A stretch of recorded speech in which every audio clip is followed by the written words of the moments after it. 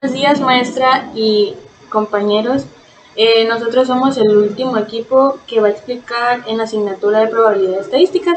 Este equipo está conformado por Paola Guadalupe Tamayo de Porto, Nicole Monserrat Hernández Gómez, Leonardo Antonio Barberi López y Jesús Alberto Ramos Pedraza. Esta investigación que nosotros hicimos está muy completa y muy bien explicada por parte de nosotros, así que estaría muy padre que le pusieran atención. Vamos con nuestro compañero Jesús. Hola, buenos días. Yo les voy a hablar sobre el diseño de experimentos. El diseño experimental es una técnica estadística que permite identificar y cuantificar las causas de un efecto dentro de un estudio experimental. En un diseño experimental se manipulan deliberadamente una o más variables vinculadas a las causas para medir el efecto que tienen en otras variables de interés. Un diseño experimental surge de la necesidad de responder a preguntas como ¿cómo se va a medir este efecto? ¿Cuáles son las características a analizar? ¿Qué factores afectan las características que se van a analizar? De aquí es donde sale el objetivo de un diseño de experimento, lo cual es proporcionar la cantidad de información pertinente bajo la investigación.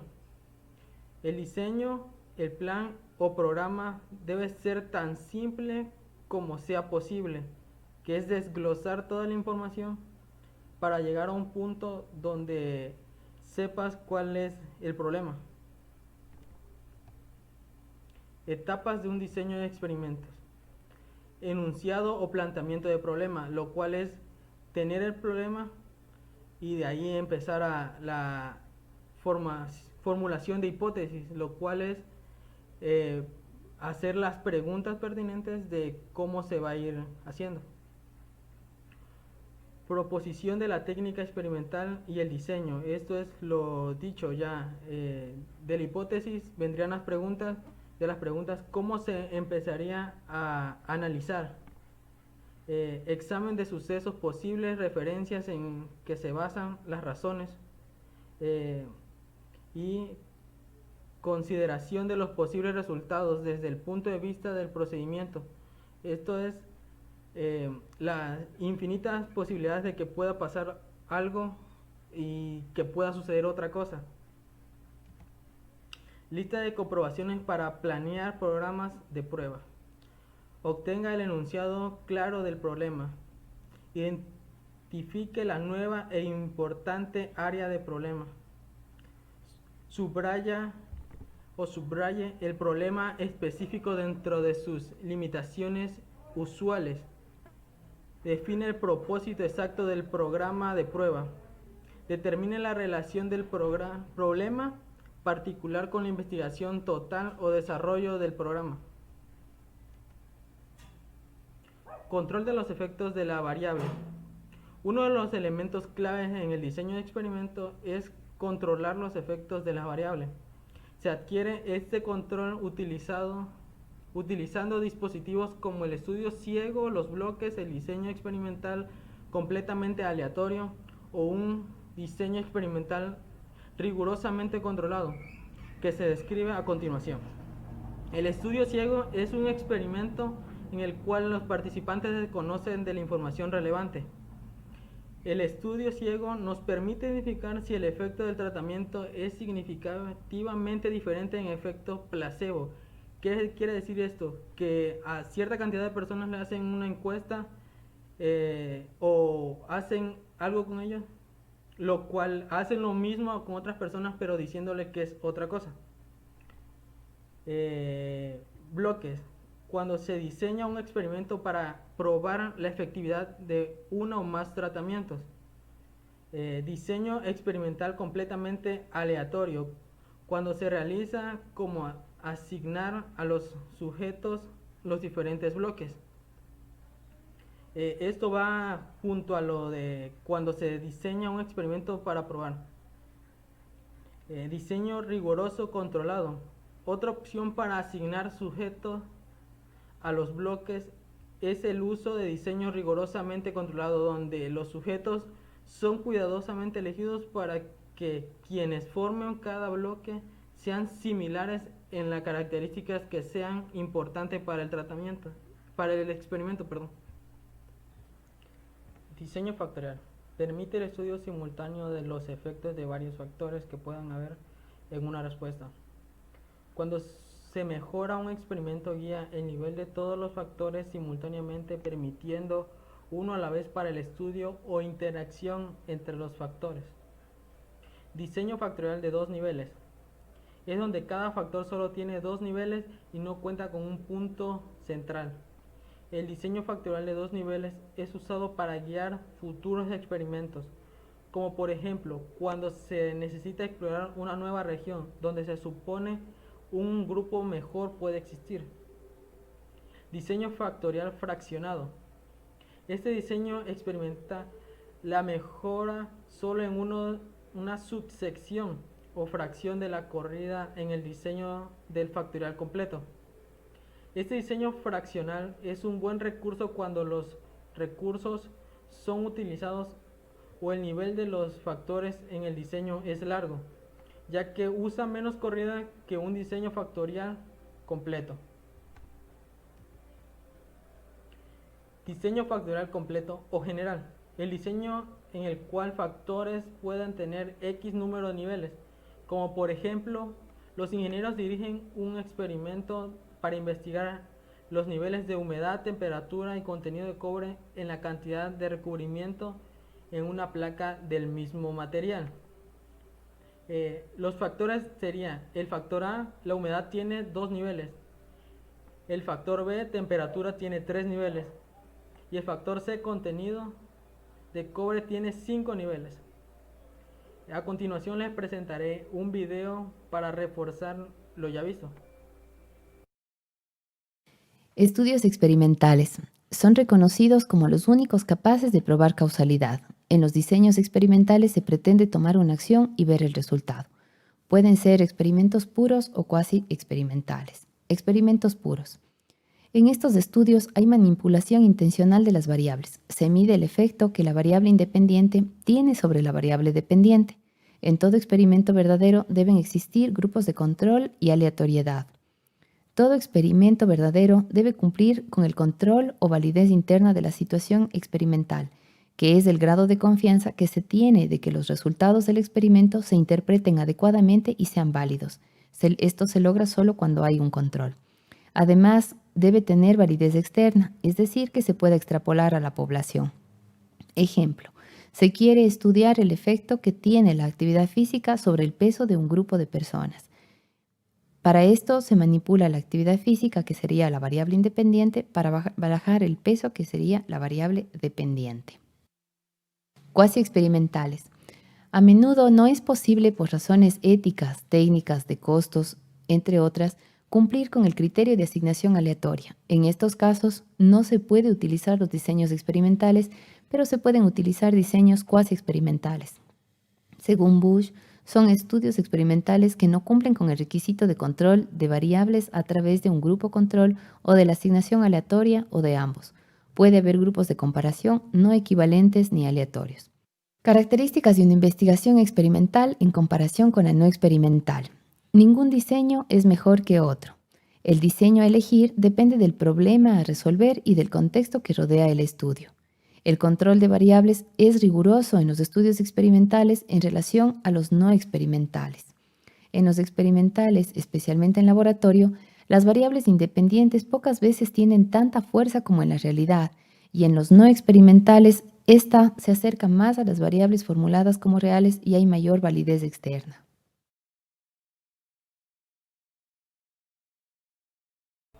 A continuación los dejo con mi compañera Micol, que explicará el siguiente tema. Una de las técnicas utilizadas en estadística es la más utilizada para comprobar grupos de medidas y normalmente se emplea para establecer semejanzas y diferencias entre 3, 4 o grupos grandes. A través de la ANOVA se establece un análisis para evaluar comparativamente unos resultados en distintas clasificaciones o grupos. De esta manera es posible calcular si los valores medidos son iguales en distintos grupos estudiados. Aquí podemos observar una imagen que explica cómo se evalúan los grupos. del más grande al más pequeño, sacando sus diferentes puntos de clasificación y las diferentes cantidades que se utilizan. En otras palabras, el uso de la ANOVA como herramienta estadística es singularmente útil en aquellas situaciones que es necesario analizar alternativamente las cosas. Igual el análisis de varianza ANOVA es utilizado mucho en la psicología y mucho más en las ciencias sociales.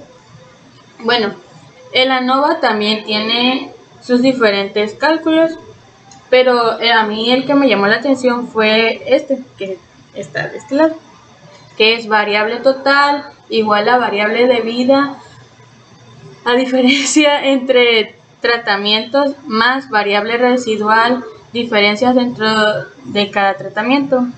La variable se calcula a través de la suma de cuadrados. Aquí está su fórmula, donde m es según el caso. Si es la media general seria con I6 sobre todos los datos. Bueno, aquí hay unos puntos que se deben de tomar en cuenta para sacar el análisis de ANOVA. Es realizar el estudio de uno o más factores sobre la medida o la varianza de una variable media. Y el otro punto es, idea básica, es descomponer la variabilidad total en las partes asociadas a cada factor más un residual, no justificable por los factores estudiados. Bueno, para sacar el análisis de variación tiene requisitos y pues para entenderlo un poco más vamos a ir leyendo uno por uno. Las poblaciones, distribuciones de probabilidad de la variabilidad dependiente correspondiente a cada factor son normales. ¿A qué se refiere esto? A que cada población tiene diferentes factores, clasificaciones, diferencias y magnitudes.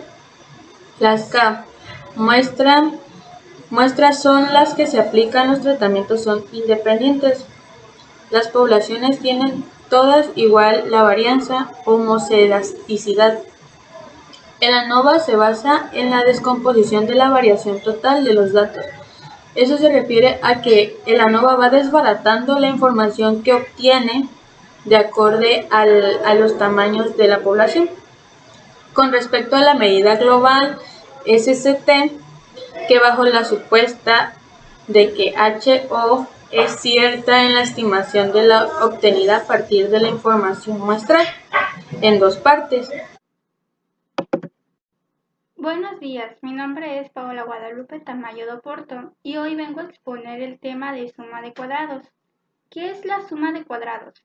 La suma de cuadrados representa una medida de variación o desviación con respecto a la media. Se calcula como una suma de los cuadrados de las diferencias con respecto a la media. El cálculo de la suma total de los cuadrados considera tanto la suma de los cuadrados de los factores como la de aleatoriedad o también llamada error. Como vemos en esta imagen, aquí hay tres fórmulas, las cuales nosotros vamos a utilizar la tercera, en donde dice total. Esta fórmula tiene una relación de STC, que es la suma total de cuadrados, que es igual a SCR, que es la suma de los cuadrados de la regresión, más SCE, que es la suma de los cuadrados residuales. Bueno, la suma de las distancias al cuadrado. La SC total es la variación total en los datos. El SC es la desviación de la media del nivel de factor estimado alrededor de la media general. Esto se conoce también como la suma de los cuadrados entre los tratamientos. El error SC es la desviación de una observación desde su media de nivel de factor correspondiente. Esto se conoce también como error en los tratamientos. Los cálculos son estas tres fórmulas que se observan. Ok, ahora los cuadrados medios. ¿Qué son? Los cuadrados medios representan una estimación de la varianza de la población. Se calculan dividiendo la suma correspondiente de los cuadrados entre los grados de libertad. Así como el otro tema, observamos que se calculaba el error, en este caso también. Este texto que está aquí podemos resumirlo en esta fórmula, que es factor CM, que es factor cuadrado medio, es igual al factor SC, que sería factor de la suma de los cuadrados, entre factor GL, que es factor grados de libertad. El cálculo del error sería error CM, que es cuadrado medio, es igual al error de la suma de cuadrados entre el error de los grados de libertad. Como sabemos, los cuadrados medios son un análisis de varianza que se utilizan para determinar si los factores son significativos. El cuadrado medio del tratamiento se obtiene dividiendo la suma de los cuadrados del tratamiento entre los grados de libertad. El cuadrado medio del tratamiento representa la variación entre las medias de las muestras. El cuadrado medio del error MCE, que es también conocido, se obtiene dividiendo la suma de los cuadrados del error residual entre los grados de libertad. El MCE representa la variación dentro de las muestras. Los cuadros medios se dividen en dos, en los cuadros medios ajustados y los cuadros medios esperados. En los cuadros medios ajustados se calcula dividiendo la suma ajustada de los cuadrados entre los grados de libertad. La suma no depende del orden en que los factores se ingresan en el modelo, mientras que en los cuadrados medios esperados, cuando los factores son fijos, el denominador para estadísticos F será MCE, que MCE significa cuadrado medio del error. Cuando los factores son aleatorios, el cuadrado medio del error no siempre es el término de error correcto. Para ello, se examina y determina el término de error que se utilizó en la prueba F. Esto quiere decir que cuando los factores son fijos, el cuadrado medio del error es el correcto.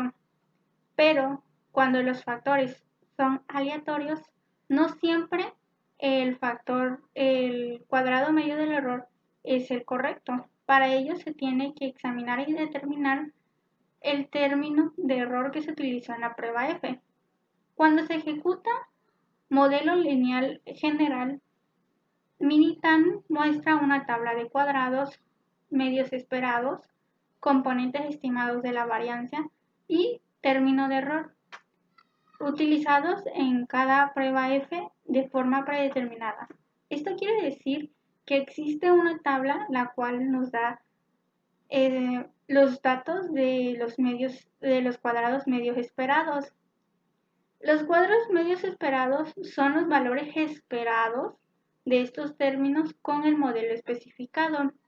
Si no hay una prueba F exacta para un término, Minitan calcula el término de error apropiado para construir una prueba F aproximada. Esta prueba se denomina prueba sintetizada. El tema que me tocó compartir es estadísticos de prueba. Ya una compañera habló de eso, pero para reforzar aún así el tema, un estadístico de prueba es una variable aleatoria que se calcula a partir de datos de muestra y utiliza una prueba de hipótesis. Esta prueba de hipótesis es una regla determinada y se puede aceptar o rechazar una afirmación acerca de una población. Esta va dependiendo por muestra de datos. Puede utilizar los estadísticos de prueba para determinar si se puede rechazar la hipótesis nula. El estadístico de prueba compara sus datos con lo que se espera bajo la hipótesis nula. El estadístico de prueba se utiliza para calcular el valor P. Un estadístico de prueba mide el grado de concordancia entre muestra de datos y la hipótesis nula. su valor observado cambia aleatoriamente de una muestra aleatoria a una muestra diferente. Un estadístico de prueba contiene información acerca de los datos que es relevante para decidir si se puede rechazar la hipótesis nula y la distribución del muestreo del estadístico de prueba bajo la hipótesis nula, denominada distribución nula. Cuando los datos muestran evidencia clara en contra de los supuestos de la hipótesis nula, la magnitud del estadístico de prueba se vuelve demasiado grande o demasiado pequeña dependiendo de la hipótesis alternativa. Esto hace que el valor P, la prueba, se vuelva lo suficientemente pequeña para rechazar la hipótesis nula. Por ejemplo, el estadístico de prueba para una prueba Z es el estadístico Z, que sigue la distribución normal realizada una prueba Z de 2 colas con un nivel de significancia A de 2.05 y obtiene un estadístico Z, también denominado valor Z, de 2.5 basado en sus datos. Este valor Z corresponde a un valor de 0.0124, puesto que este valor P es menor que a usted declara significancia estadística y rechaza la hipótesis nula. Por esta parte de acá se marca la tablita de prueba de hipótesis y el estadístico de prueba. Y en esta de prueba de hipótesis está la prueba Z, ANOVA y prueba de Chi-Q cuadra. El estadístico de prueba es igual, estadístico Z, estadístico T, pero en vez de ser estadístico de ANOVA es estadístico F y el estadístico Chi cuadrada.